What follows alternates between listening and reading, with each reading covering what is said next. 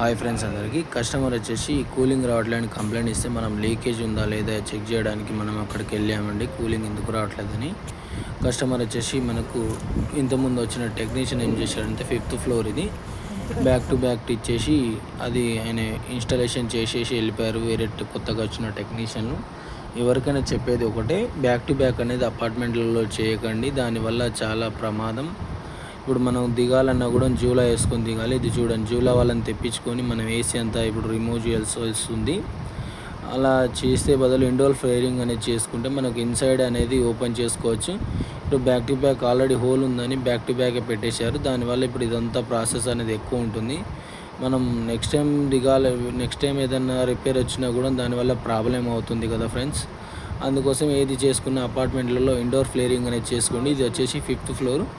మనం దిగింది ఇప్పుడు 6th ఫ్లోర్ నుండి దిగాము. పైన పెంట్ హౌస్ ఉంది కదా, దానివల్ల మనకు 6th ఫ్లోర్ అయిపోయింది. ఇలా మనం బయట జూలా వాళ్ళని పిలిపించుకొని ఇదంతా కట్ చేయడం వల్ల చాలా టైం అనేది తీసుకుంది. అట్లా దానివల్ల ఏసీ అనేది డ్యామేజ్ అనేది చాలా అవుతుంటుంది.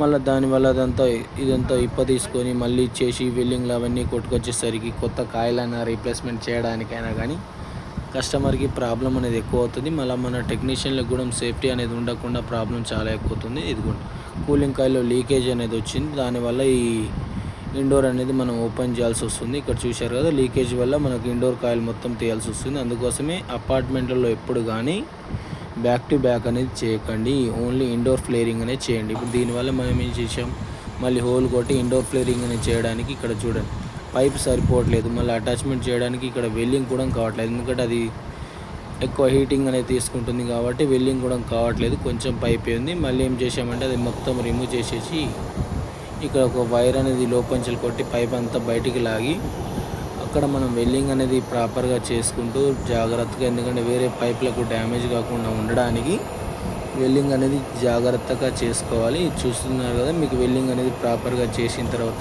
నైట్రోజన్ అనేది ఓపెన్ చేసి మనం ఫ్రెష్ అవుట్ అనేది కొట్టుకొని లీకేజ్ ఉందా లేదా అనేది చెక్ చేసుకున్నాం. ఇట్లా మనకు దేనికి డ్యామేజ్ కాకుండా మనం వెల్డింగ్ అనేది ప్రాపర్గా చేసాం.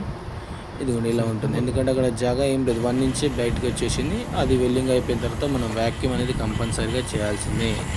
ఇప్పుడు వచ్చే 32 గ్యాసులకు వ్యాక్యూమ్ చేయకుండా మీరు గ్యాస్ మాత్రం వేయకండి ఫ్రెండ్స్. ఎవరికైనా ప్రమాదమే, గ్యాస్ వేసే వాళ్ళకి కానీ కస్టమర్లకు కానీ. అది ఎందుకంటే ఏసీలో ఏదైనా బ్లాస్ట్ కానీ ఏదైనా అవుతుంటుంది. వితౌట్ వ్యాక్యూమ్ గ్యాస్ అనేది అసలు వేయకూడదు. ప్రాపర్ 45 మినిట్స్ అయినా మినిమం చేయాలి. ఇక్కడ మనం ఇండోర్ ఫ్లేరింగ్ చేసుకొని ఇప్పుడు హోల్ అనేది కొట్టేసి ఇక్కడ ఫిక్స్ చేసాం.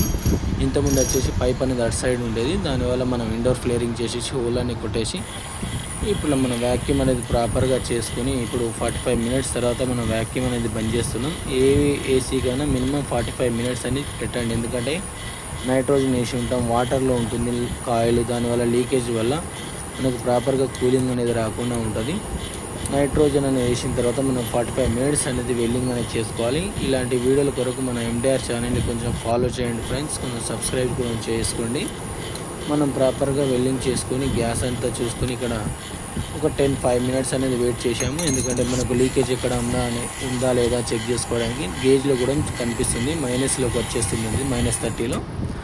దానివల్ల మనకు 5 మినిట్స్ 10 మినిట్స్ వెయిట్ చేస్తే మనకు లీకేజ్ ఏమైనా ఉన్నా కూడా గేజ్లోనే చూపెడుతూ ఉంటుంది. చూశారు కదా, మనం ఇట్లా ఆఫ్ చేసుకున్న తర్వాత ఒక 10 మినిట్స్ వెయిట్ చేస్తే మనకు లీకేజ్ కూడా ఫైండ్ అవుట్ అయిపోతుంది, లీకేజ్ ఉందా లేదా అని. ఇప్పుడైతే మన లీకేజ్ అనేది ఏం లేదు.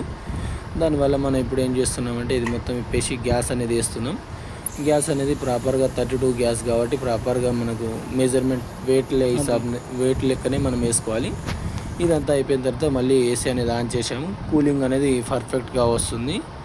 Thank you watching MDR channel. Thank you friends.